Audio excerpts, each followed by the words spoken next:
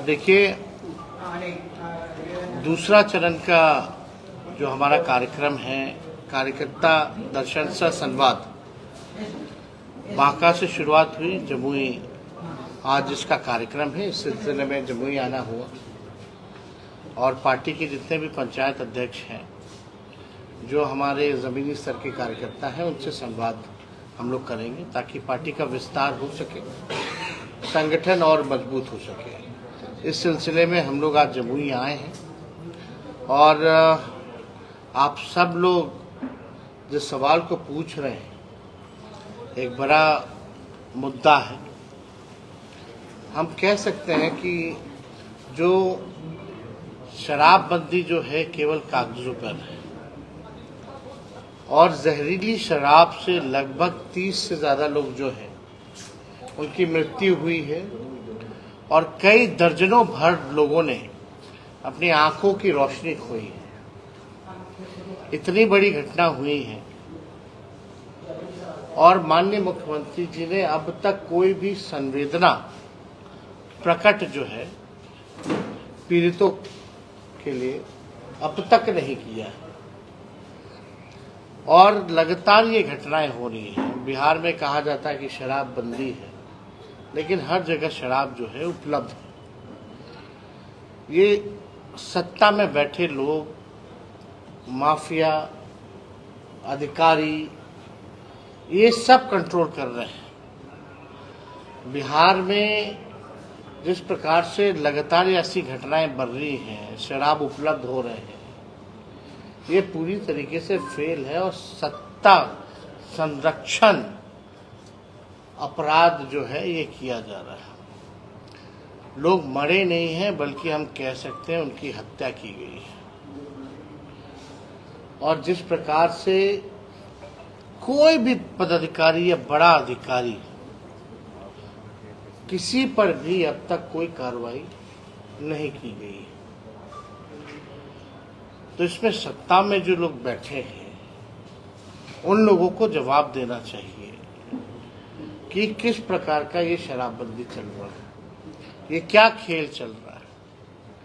गरीब जो है वो मारे जा रहे हैं, गरीबों पर मुकदमा होता है, लेकिन शराब जो सप्लाई होता है, जहाँ से आता है, उन लोगों को छुआ तक नहीं जाता है। और जिनके संरक्षण में शराब आ रहा है, कई जगह तो जनता दल यूनाइटेड के कार्यकर्ता जो है पकड़े गए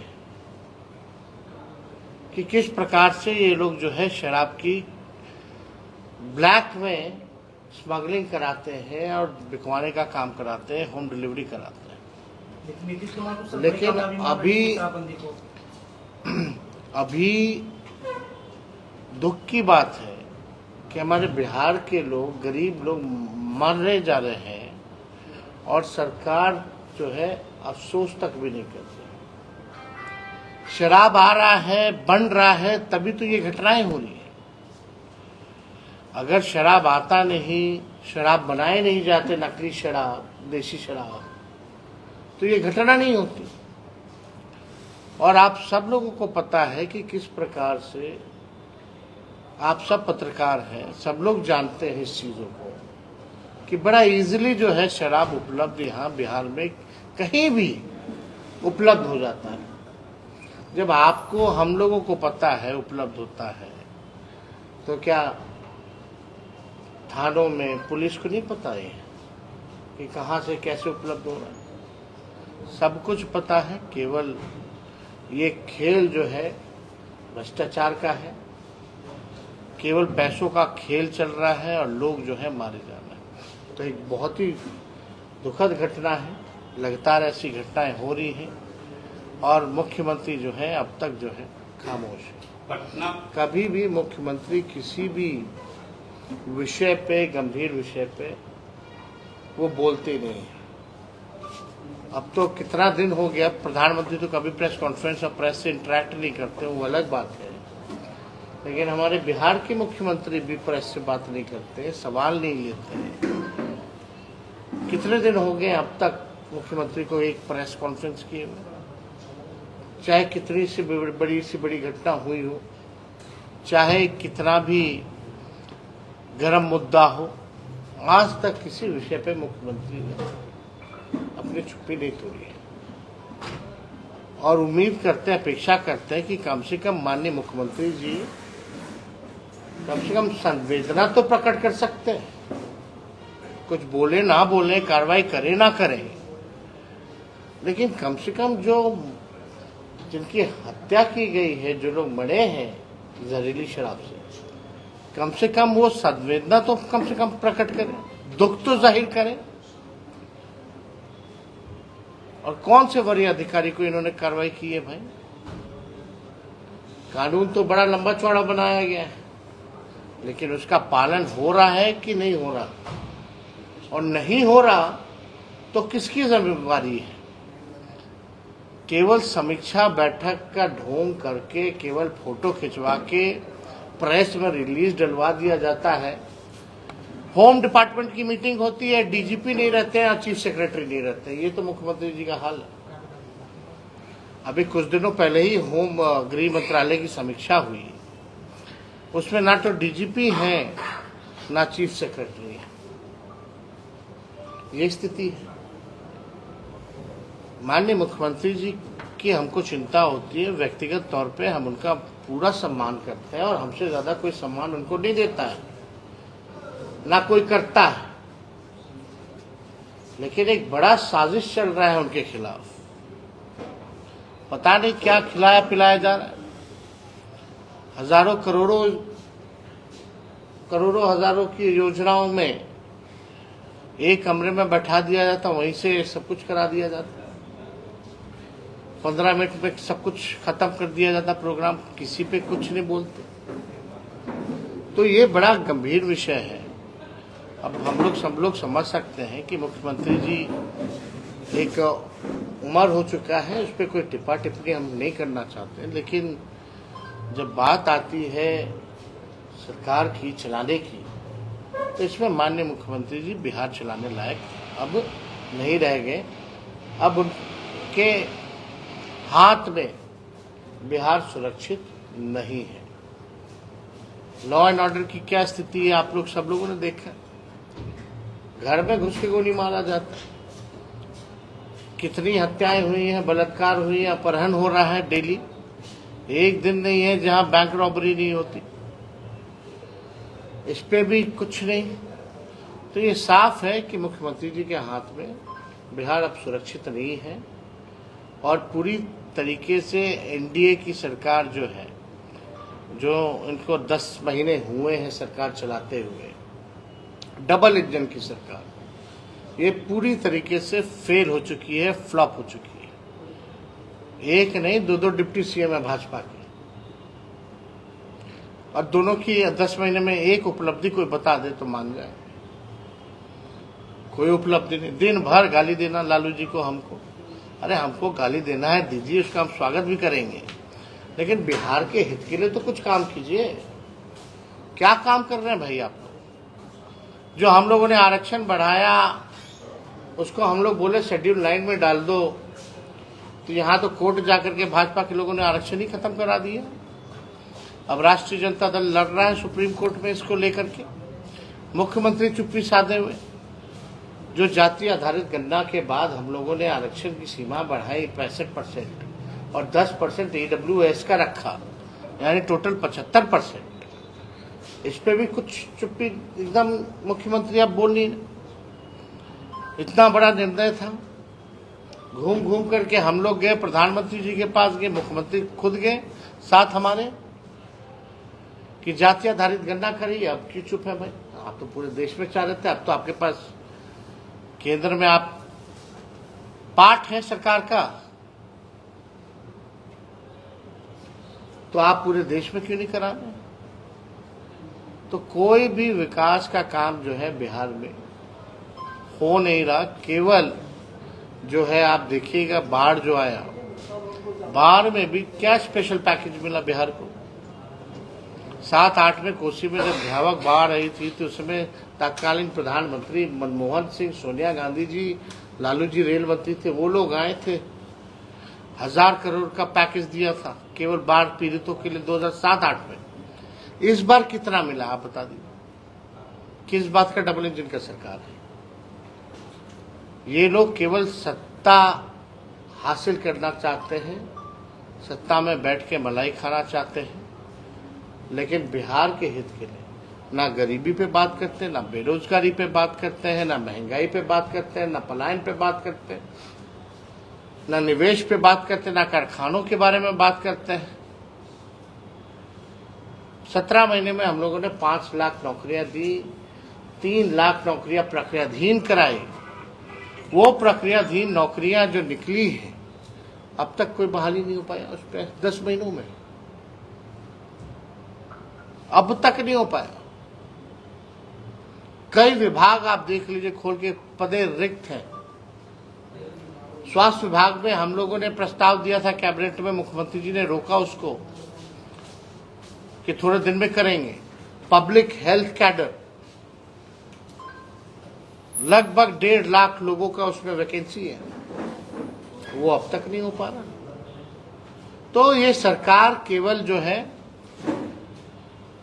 अपनी चिंता करती है, जोड़ तोड़ करके सरकार बनाना, डरा धमका करके सरकार बनाना, यही काम रह गया। ना बिहार की चिंता, ना बिहार के लोगों की चिंता। तो अगर और कोई सवाल आप लोगों का होगा। जिलों की बात छोड़ दीजिए, पटना राजधानी में शराब बनाने की फैक्ट्री पकड़ी गई है, बड़ी फैक्ट्री पकड़ी गई है, बहुत बड़ा जखीरा पकड़ा गया, क्या कहेंगे? देखिए, इक्का दुक्का चीज है, पकड़े हैं पूरे बिहार में है कि अब शराब आ कहाँ से ना, जब तो कुछ तो इन्वेस्टिगेशन होना चाहिए ना कि भाई अगर बॉर्डर पे अगर शराब अंदर घुस रहा है तो वो आ कहाँ से। तो मेन जो लोग हैं, बड़े बड़े जो मछलियां हैं, उनको क्यों नहीं पकड़ा जा रहा है? सवाल तो ये पैदा होता है। और 100 ट्रक एंट्री करा दीजिएगा, एक को पकड़ लीजिएगा, उसमें अपना उपलब्धि मानिएगा।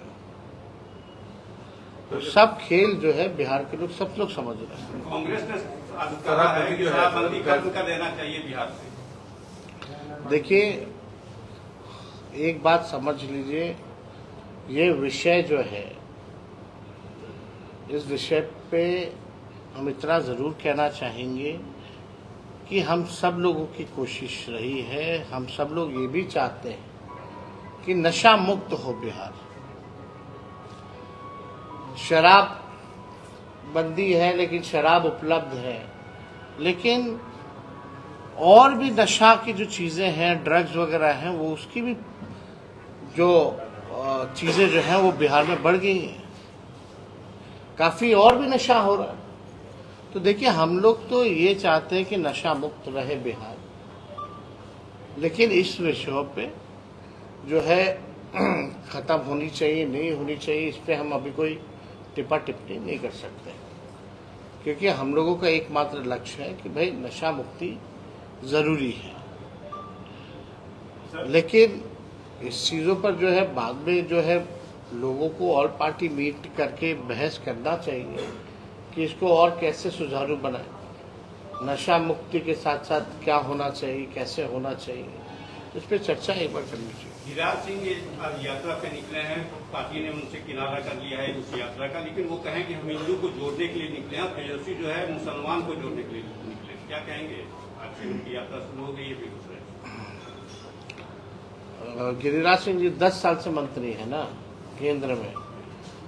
बिहार के लोग तो ये भी नहीं जानते उनका मंत्रालय कौन सा है। ये हालत है।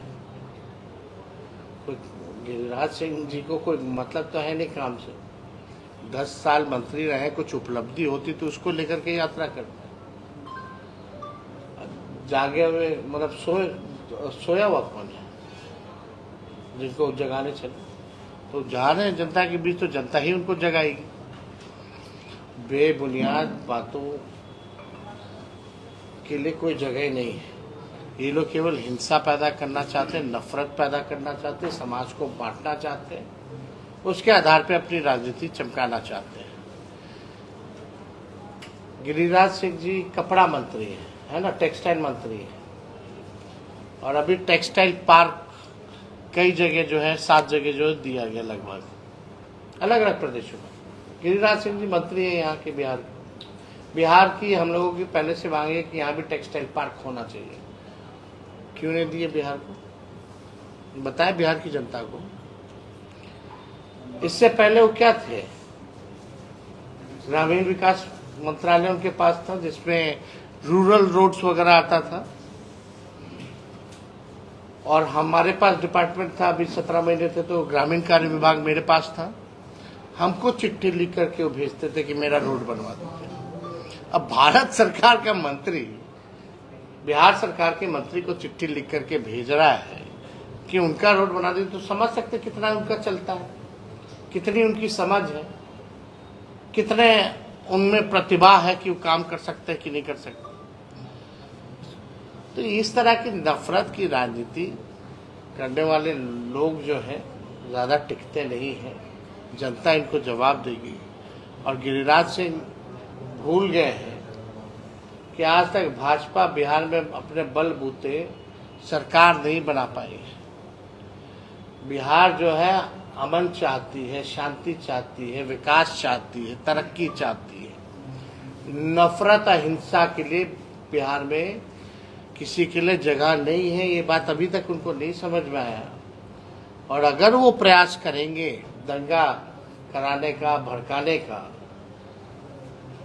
तो आप समझ जाइए राष्ट्रीय जनता दल और हम लोग चुप बैठने वाले नहीं हैं। उनको सबक जरूर सिखाने का काम करेंगे। भाजपा के प्रदेश अध्यक्ष हैं दिलीप जायसवाल ने बड़ा सवाल खड़ा कर दिया। आपने जब नीतीश कुमार के तबियत खराब होने की बात कहा तो वो कह रहे हैं कि क्या अपने पिताजी के ऊपर भी सवाल खड़ा करेंगे, उनका तबियत खराब होगा तो घटिया राजनीति पर तेजस्वी उतर आए। कहाँ हम सवाल किए थे? तबियत खराब होने की हम तो बोल रहे हैं कि हमको चिंता और हमसे ज्यादा कोई उनको सम्मान नहीं देता।